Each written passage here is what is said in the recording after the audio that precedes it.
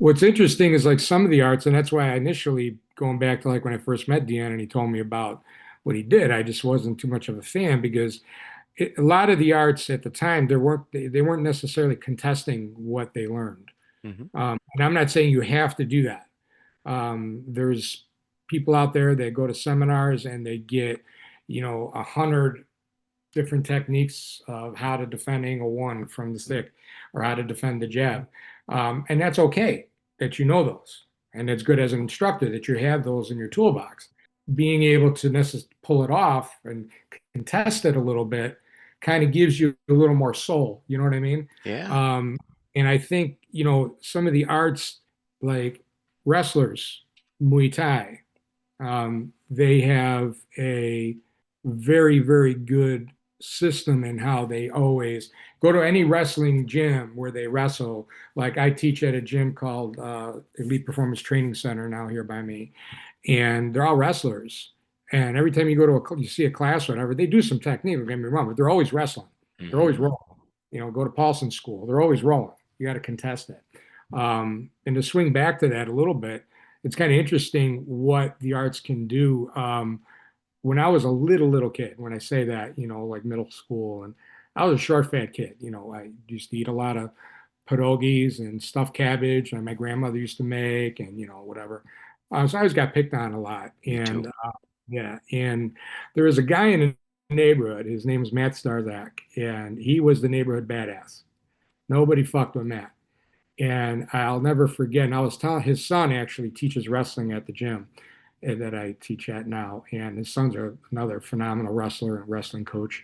And Matt had unfortunately passed away a few years ago. And I was telling his son the stories because Matt was one of the inspirations to get me into fitness and eventually martial arts because like I said, I was getting picked on, and these four or five guys were like, they had my book bag and they're throwing it and all that. Not, how that stuff goes. Yeah. And I'm crying and everything. And then Matt came, and I went to school with Matt's sister, and he knew who I was, and or I thought he knew who I was, whatever. Anyway, so he came and he goes, "Hey, give the kid his bag back." And they're just like, "Oh, come on, man, fuck that," blah blah blah blah blah. So he goes, "Give me his bag." So the guy took the bag and he threw it at him, and it landed at his feet. And Matt just beat the crap out of all four. I can't remember, it's four or five guys. Okay. Now again, these guys weren't necessarily UFC fighters, but Hmm. you're talking about four or five guys. Yeah. Okay, just Yeah. just on numbers, right? And he beat the crap out of all these guys because also to swing back a little bit, he's like, go stand over there on the other side. He told me, don't go anywhere. I'll get your bag back. And he did. And after he took care of those guys, he walked me home. And he was very supportive, but at the same time, he goes, you got to start sticking up for yourself a little bit.